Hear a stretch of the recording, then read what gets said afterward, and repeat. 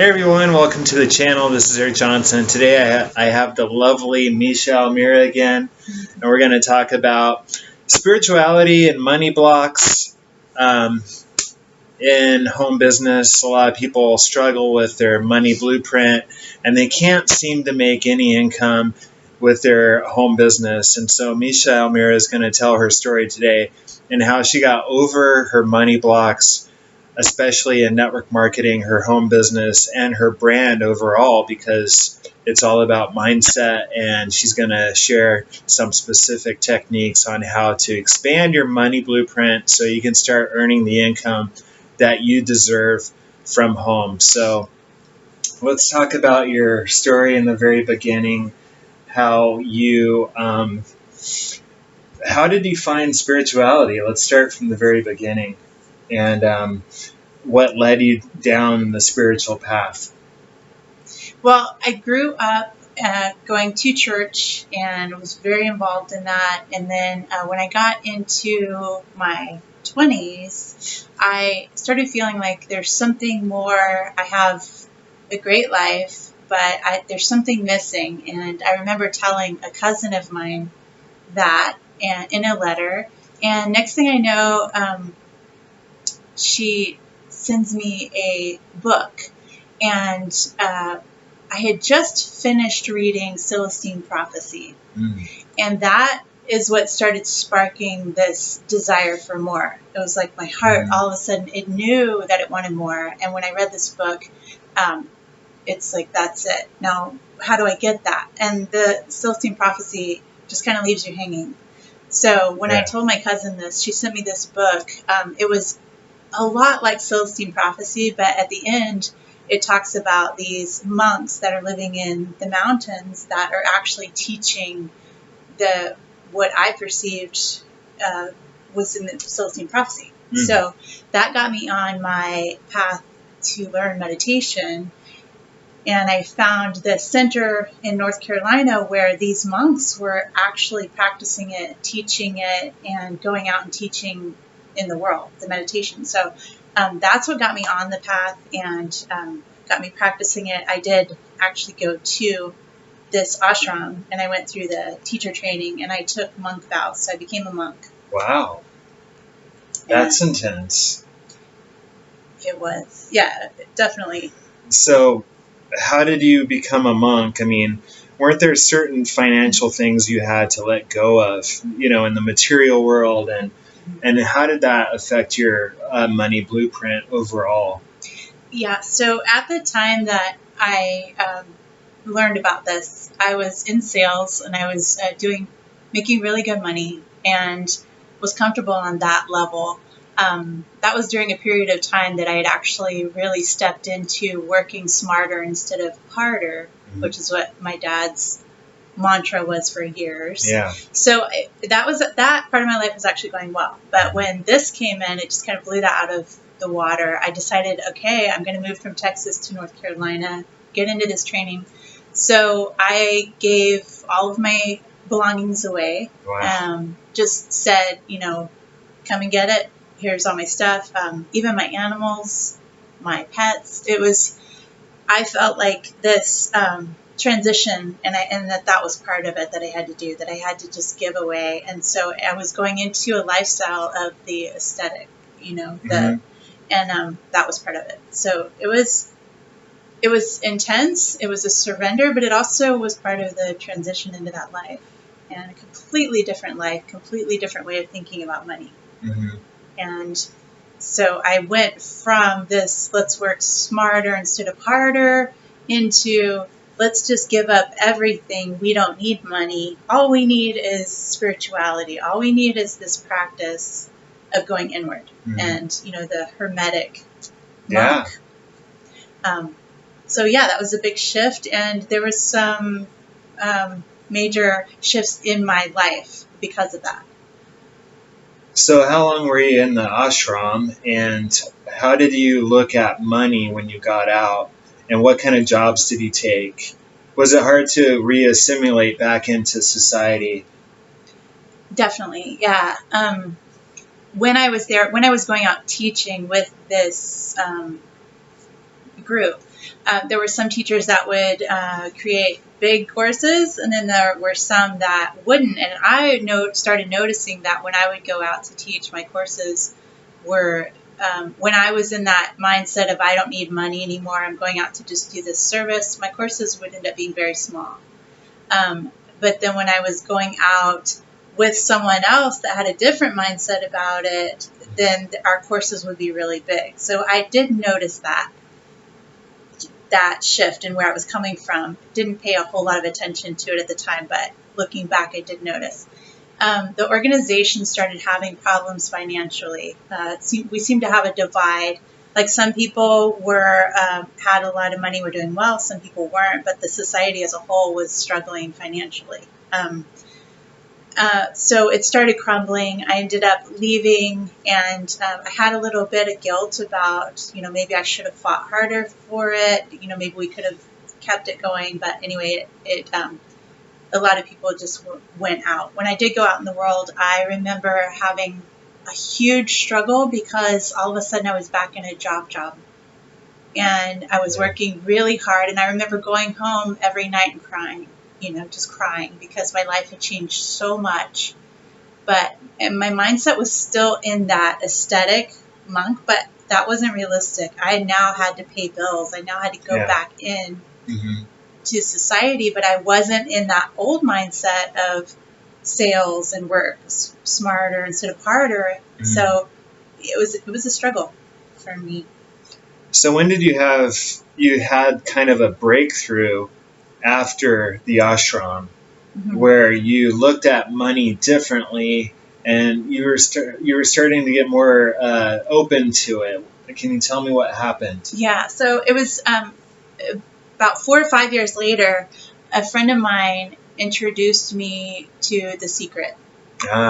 And we watched the movie together. She's like, you got to watch this. We have to watch it together. And she was so excited and so happy. And she was one of the monks also. Oh, wow. So we had gone through this whole, struggle to get back into life. And then all of a sudden she goes, you got to watch this. So we watched it.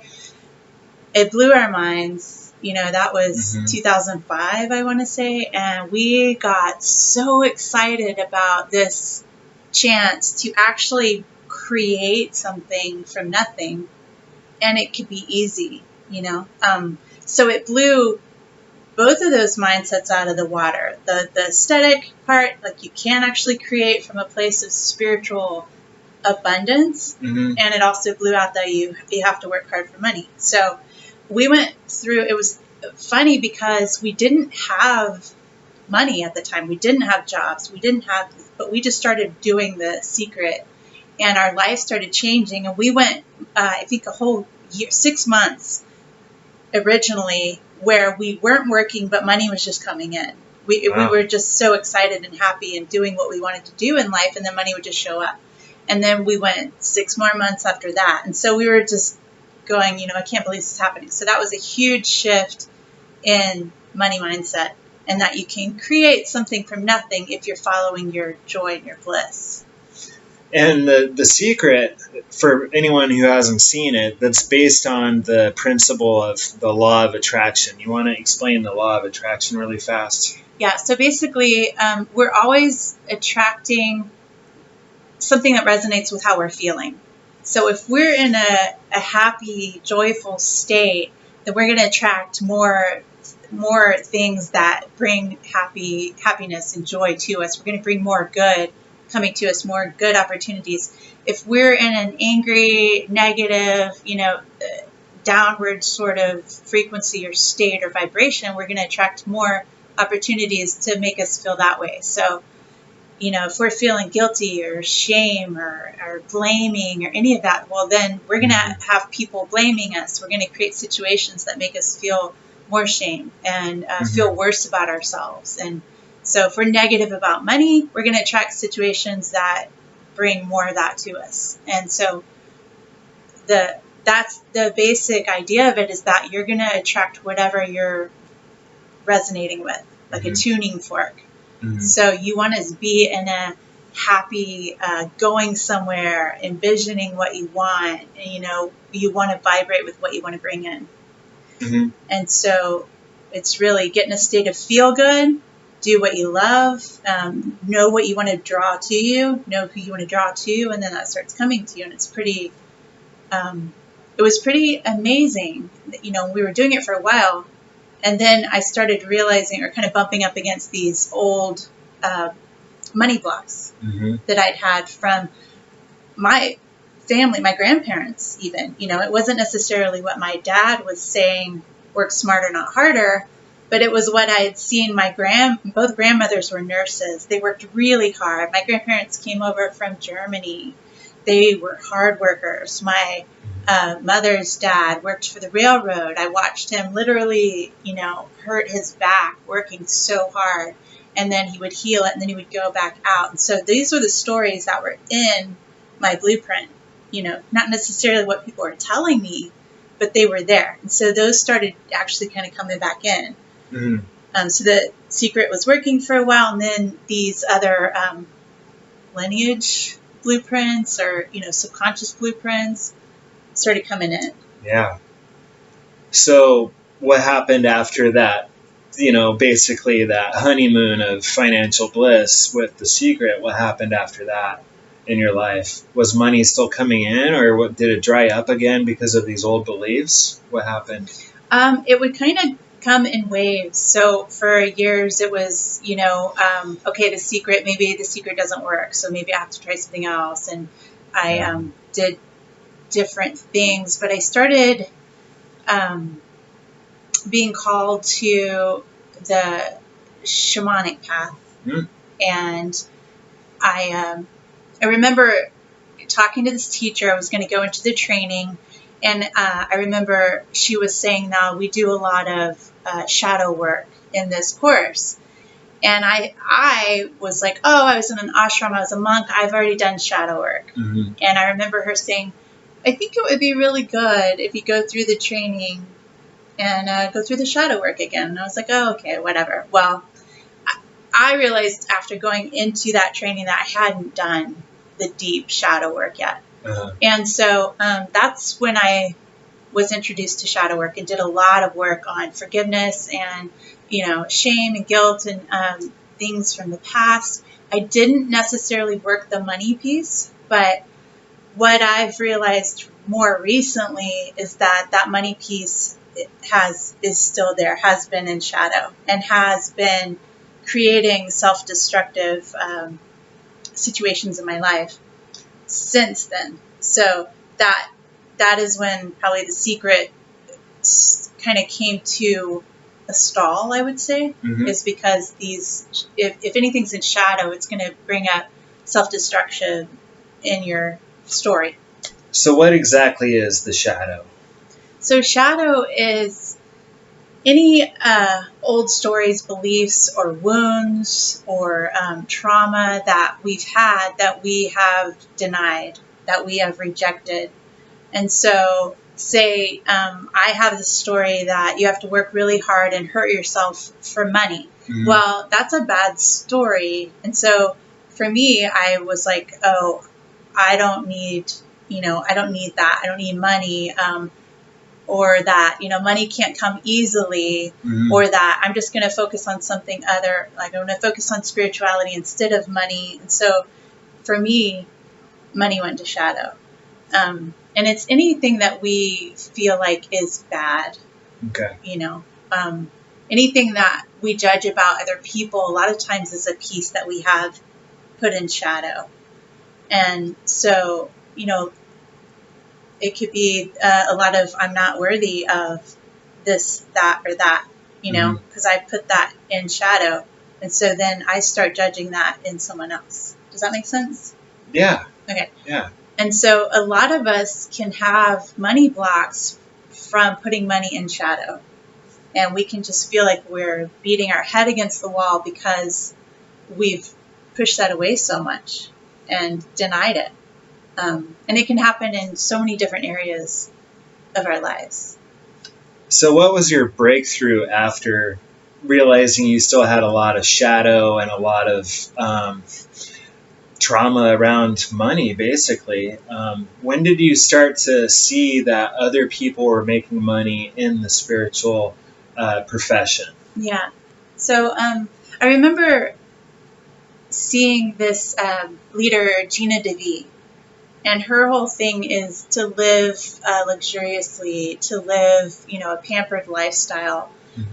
But she's this huge successful leader, and she's making tons of money, and she's going on these vacations with women to Italy, to all these places, and they're just doing like spa treatments, and they're pampering themselves. And that was a big eye-opener for me, because this is someone that's bringing this feminine aspect and ease in, but she's making a lot of money, and she's helping other women do the same thing. She wasn't exactly, my flavor, but I was inspired by that. And then I found another leader, Cara Gilligan, and she goes by Akara, and I actually did get to work with her. But she was taking people to one of my favorite spas in Asheville, North Carolina, and she was doing a full spa day with these women while she did coaching. And she was really empowering women and creating a ton of money, but ease. Yeah. And so that was when that flashed on my good story about money. Work smarter, not harder. You can have it with ease. Like, that started igniting that story again. And that was a breakthrough. Then we started working more with network marketing and working with mindset, and having this business model that you could actually create more and create infinite, amounts of money. So it was kind of both of those coming together. Yeah. So tell me a little bit about the people you run into now. They're spiritual. They don't have a lot of money. They're in scarcity. They're in fear. And you present your home business opportunity to them. And a lot of them are like, I don't have the money, or I can't do this. What do you think is blocking most people joining you with network marketing? I think it's basically a story that I've had for a long time, that you can't be spiritual and then do a business that makes a lot of money. Yeah. Those don't go together. So there's still that story in a lot of my friends and a lot of people that I know. I know some amazing spiritual coaches and healers and shamans that are really, really good at what they do.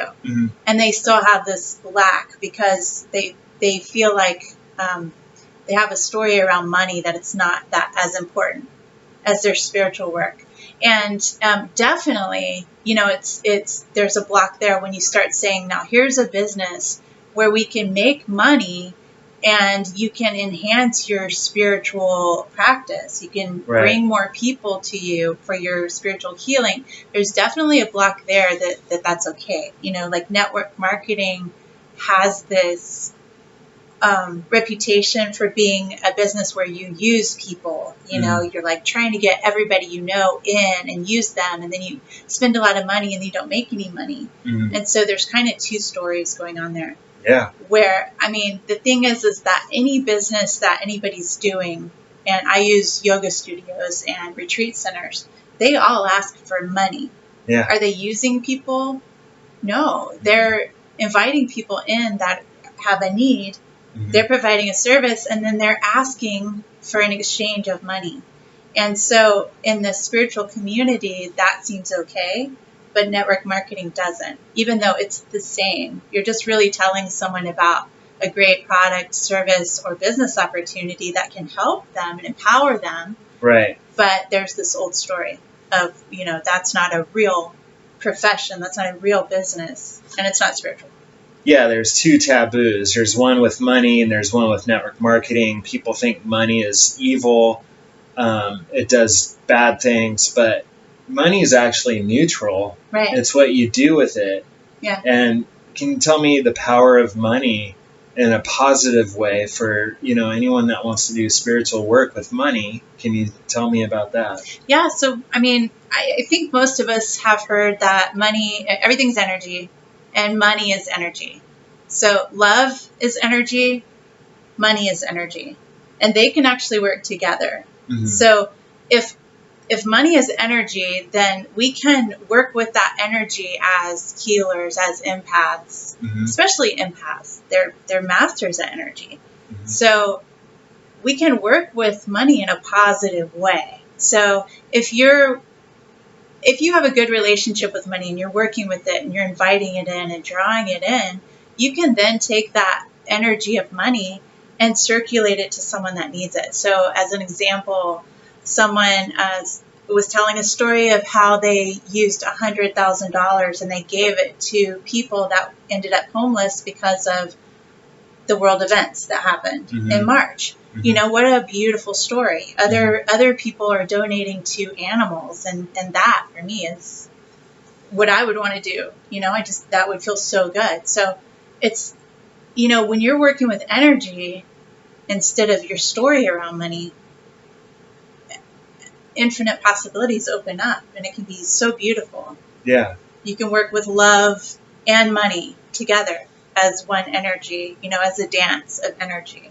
And so energy healers, like, this is your forte, you know? Right. So how do people mainly think about network marketing these days? And how is it based on a past story that's not really true anymore? So a lot of people automatically say, is this a pyramid scheme? Or, you know, what is this? Like, I have to pay money. And, you know, it's interesting because when you start talking to someone, they'll say, I would love to make this amount of money a month. You know, I would love to make this much a year.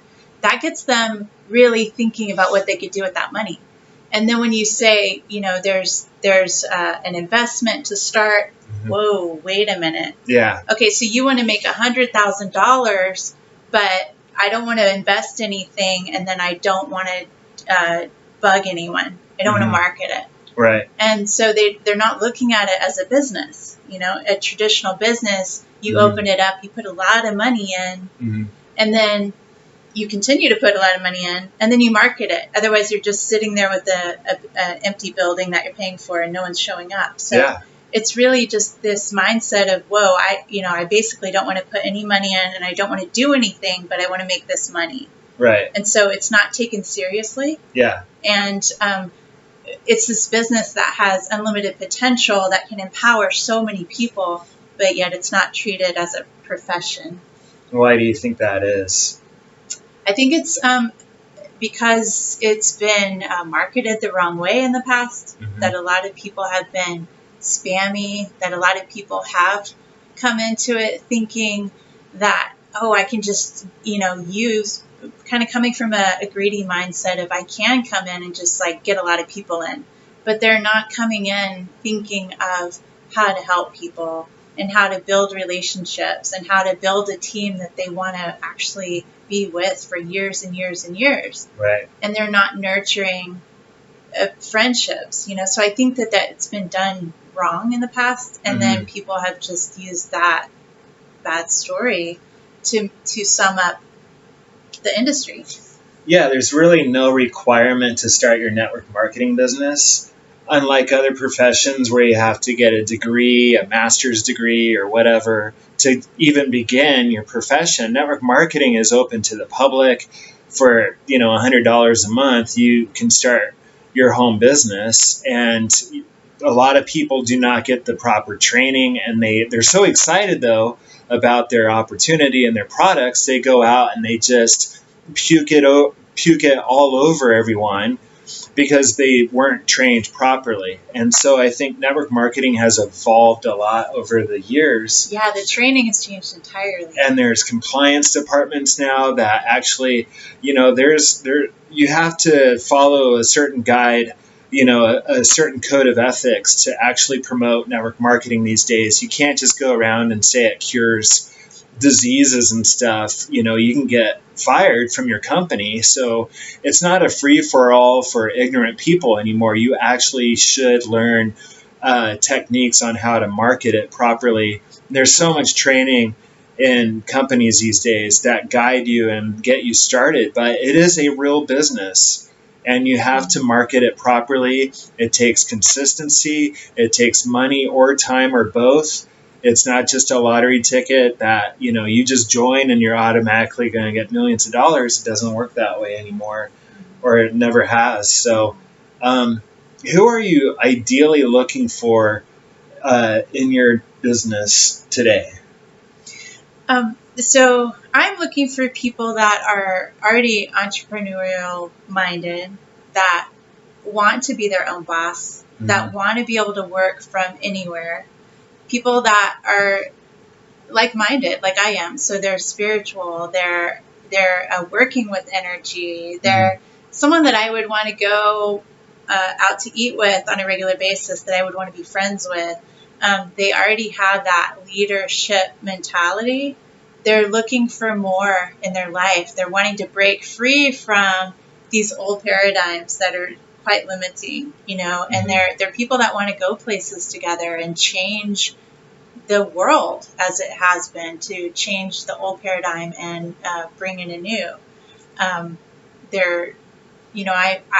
am looking mostly for women that are like me, because I feel like we can build it faster in integrity. We can really create from a place that we've become accustomed to creating from, and we can empower each other, and we can empower other women that are out there right now praying for something bigger and better, and I've worked with men too. It's just that I have this certain vision of going on exotic vacations with powerful women that are in business together.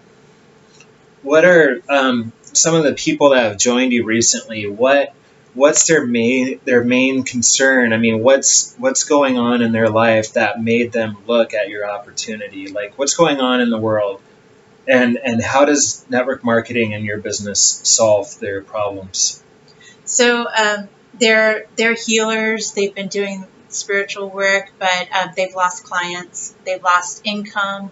They are furloughed, and so many of them have lost most of their income, and are not able to see clients in the way that they were seeing them, and they want to have freedom. They're not wanting to go back into the workforce as the way that things are now, with social distancing and all that. Yeah. They're wanting to be able to work from home or anywhere, and they're wanting to increase their income instead of, keep losing it. They feel a little bit, I don't want to say control, but they feel oppressed. Yeah. And these are powerful women, so they're wanting to really step up and help other people have a way to do the same thing. They're wanting to bring their families closer. They're wanting to create, one of my leaders said that she wants to help her mom be able to live closer to her, have her own home, and help her get her teeth fixed. And she wants to bring her family closer. So, people are wanting to bring their families into a closer unit after everything that's gone on in the world. Yeah. And that takes money. That takes, it takes more money than what they're making right now. They also want to be in a place that they can empower or give more money into their healing practices, or build those up in a way, get launched more, and, or go virtual. So it's a lot of what I have been going through. And so the leaders that are like-minded are already coming in to my business, and it's a lot of the same story. They have a little bit of that old spiritual thinking where, okay, so I can't just promote a business if I'm spiritual, but we're working on moving through these blocks together and be able to really step into that leadership role without having that oh no, I'm going to be a sleazy salesperson kind of thing. Yeah. So how do you get past that of them thinking it's just a sleazy sales job? Are there new techniques now or ways that you market that aren't salesy and spammy? Yeah, absolutely. So it's really just focusing on that vision. And I'm just going to go into, when I first started kayaking, and I'm not a master at it by any means, but I know that at first I'm looking down and making sure that, I'm keeping the boat straight, and I was all over the place. So like with kayaking, you got to focus on where you want to go, or it's not going to work. I mean, you'll get beat up, and it'll be a lot harder, and it'll take longer to get there. But if you're focused on where you want to go, then you get into a rhythm, and you start feeling the water. You start connecting with the kayak, and you start really enjoying it. So it's a lot like that. It's when you're focused on your vision, this isn't a hard thing to do at all. It's really like, I have this vision, and I know other people have the same vision, and they're wanting more. So I'm going to find those people and invite them. It's like if you have a business, if I went into a business with flowers, I know people are out there that love flowers. They love sending flowers. So I'm going to find them, and I'm going to say, hey, I have this flower business. Would you like to be part of it? Would you like to get, deliver some flowers to your loved ones? It's just that I have this opportunity that can help someone else reach their vision and their destination. And so it's really at that point just inviting them. And it's so easy with social media. We're not doing the door-to-door, belly-to-belly. We can do it, what we're already doing. We're on Facebook, we're on Instagram, we're on Pinterest. And it's so easy to just say, hey, this opportunity is here. Are you looking for this? And then they come to you. So you're just sorting through people. You're not trying to, hit them over the head and get them into your business. You're actually selective with who you want to work with, and you're just inviting. And if they say no, you say thank you and you move on. You're just sorting through people. Exactly. I mean, I'm not looking for people that aren't looking for this. It's not about that. It may have been about that years ago, and that may be part of the bad reputation. Yeah. But now it's about who has this vision like I do, and who is looking for this. Right. And people thank you. They thank you when you present this to them. I even had someone say, I was literally praying last night for something like this. Yeah. So it's, and I don't want just everybody in my business. I want a certain kind of leader. I want someone that wants to be in business for themselves, because otherwise there's no need there. Yeah. There's no need. And it's not, you don't have to go sell it to anybody. People are looking for this. Right. So there's many ways you can promote the business. There's the income opportunity, the products. What's your flavor? Who are you looking for? I mean, I know I already kind of asked you this, but do you lead with the income opportunity, the business, or do you talk about the products? What's your take? Well, because of what my vision is, it's the burning desire is to help people get freed, financially independent and free financially, because that is where my blocks have been, and that is where my vision is. So the products are amazing, and that's part of it, but I am looking for people that are wanting to break free, like me, that are wanting to be financially stable, independent, and not struggle anymore financially. So it's the opportunity. And then you're automatically going to share the products because I love them. I love our products. I use them. We use them every day. I don't even like going a day without them. So that's just, and then we have these awesome products. But for me, the vision is the opportunity. Great. Anything else you want to add? Just that this can be a lot of fun. And going back to the secret, that was what we did. Yeah. Is we had fun with it. And this can be about getting together with friends, doing things that you love. And so I think that, like we've talked about, just having that intention of having fun with it and having fun every day. Yeah. If it gets hard, look at where you're coming from. Look at where, and then get back to the fun again. Because that's really part of the beauty of this, is you want time freedom, you want financial freedom, and you want to have fun and live a quality life. And that keeps your vibration higher. Exactly. When you're in joy and having fun, it raises your vibration, and that attracts people that are vibrating at that same level. Yeah. What would you do let's say someone joins you and they're just having a really hard time. They're pissed off. They're not making any money. They're nervous about losing their job, or they don't want to go back to work. How would you inspire someone that's really down vibrationally?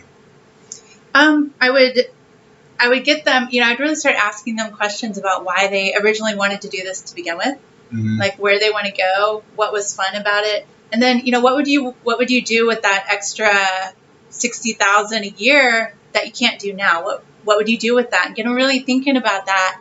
And it's amazing how light people can become just with that. And then we would, we have amazing mindset training. Mm-hmm. We have just really amazing motivational training Mm-hmm. that I would probably just get them plugged back into it. But the simplest, fastest way is to just get them talking about their why and the reason that they wanted to do this to begin with. If it gets too tedious, that's a lot of times all we have to come back to. Is the why. They say that, your why should make you cry. It should be something you want so bad, because there's going to be hard days. It's entrepreneurship. I mean, there's ups and downs, and it's very powerful to just go back to your why. Why are you doing this? Is it to help your family? Is it to help your mom with her bills, or get your children to the right schools? What why do you have, and is it powerful enough? Because that will really take you through a lot of hard times. So where can they find you, or your blog, or your opportunity? My blog is mishaalmira.com, and my opportunity is joinmisha.com. It's MISHA. And then I'm on social media. Everything's Misha Almira except for Instagram. That's Almira Misha. So Awesome. yeah, thank you. Thank you. All right, guys, that's it today. I hope you learned a lot, and very excited to have Misha Almira with us today. I hope you learned a lot about mindset and your money blueprint and how to manage your vibrations, because it means everything in this world. Do your affirmations every day. Visualize. Get a visualization board, a vision board, and put all your wonderful images on it. Look at it every day.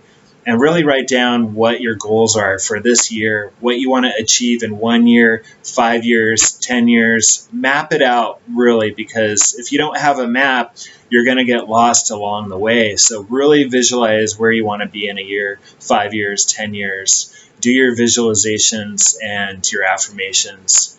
And we'll talk to you soon.